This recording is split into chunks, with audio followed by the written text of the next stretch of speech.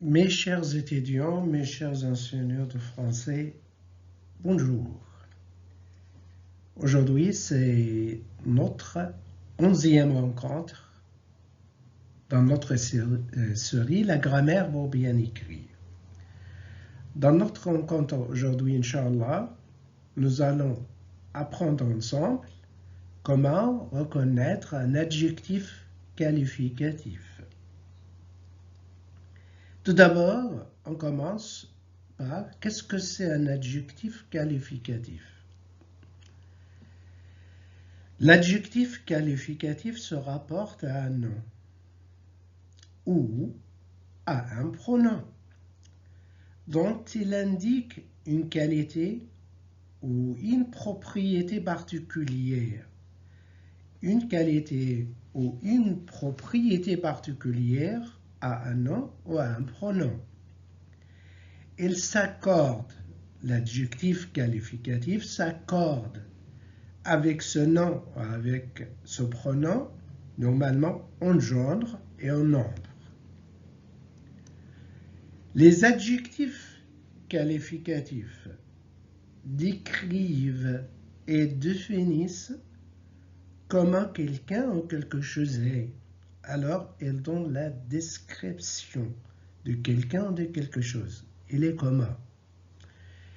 Ils accompagnent donc toujours un nom ou un pronom, comme on vient d'expliquer.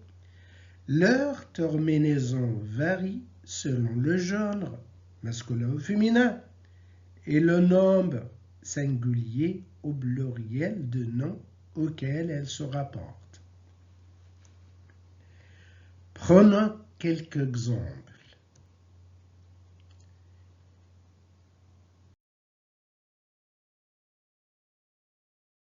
Voilà quelques exemples. Le ciel pleut, masculin singulier. Une fille courageuse, féminin singulier. Des hommes courageux, masculin pluriel. Les villes françaises, féminin pluriel. On passe maintenant au type des adjectifs. Faites attention, c'est très important. En français, il y a deux types d'adjectifs qualificatifs. Lesquels? Les adjectifs épithètes et les adjectifs attributs. Les adjectifs épithètes et les adjectifs attributs. On commence par les adjectifs épithètes. Qu'est-ce que c'est un adjectif épithète? L'adjectif épithète se rapporte directement à un nom. Il est placé la plupart du temps après le nom qu'il qualifie, mais quand même parfois avant. Et ne n'est pas séparé par un autre mot. Il fait partie du groupe nominal. Regardez bien l'exemple que je viens de vous donner. Le ciel pleut. Alors, adjectif ici épithète. Une fille courageuse. Adjectif épithète. Des hommes courageux. Adjectif épithète.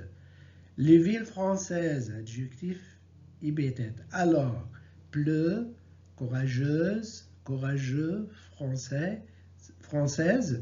Tous ces adjectifs-là, ce sont des adjectifs épithètes. Pourquoi? Parce qu'il est placé directement après le nom. Et il n'y a pas un mot qui sépare entre l'adjectif et le nom ou le pronom qu'elle détermine ou qu'elle précise. Alors, pleut, courageuse, courageux, française, ce sont des adjectifs épithètes parce qu'ils font partie du groupe nominal.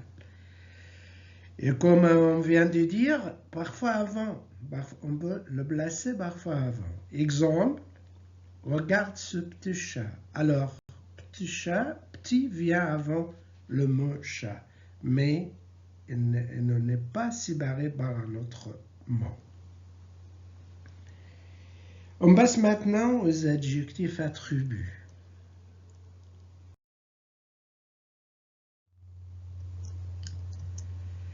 L'adjectif attribut est relié au nom qu'il complète par un verbe d'état.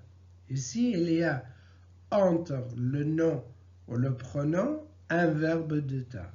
Il est donc relié au sujet de la phrase par l'intermédiaire de verbes.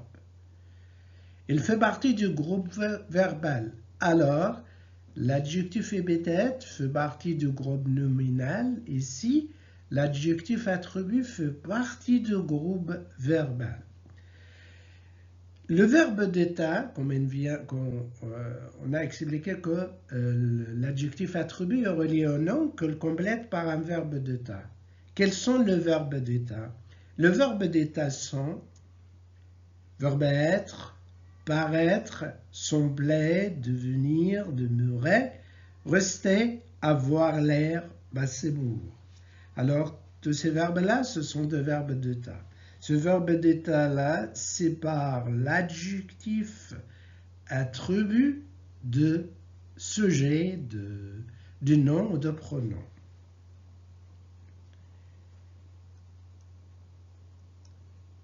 Prenons quelques exemples. Les élèves sont silencieux. Ici, silencieux, adjectif attribut. Parce qu'il y a le verbe être, le verbe d'état être, entre le sujet et l'adjectif. Autre exemple, ce fauteuil a l'air confortable.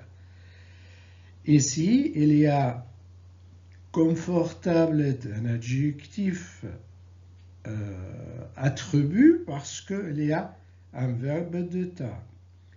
Entre confortable, ce verbe avoir l'air, entre ce fauteuil et confortable.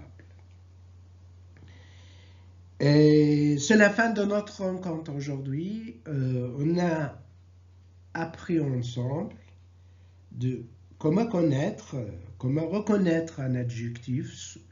Et on a appris aussi ensemble les deux types d'adjectifs, soit l'adjectif épithète ou l'adjectif attribut. Je vous remercie de votre attention et votre patience. Toutes mes salutations. El Adl El Mahdi et à la prochaine. Suivez-moi.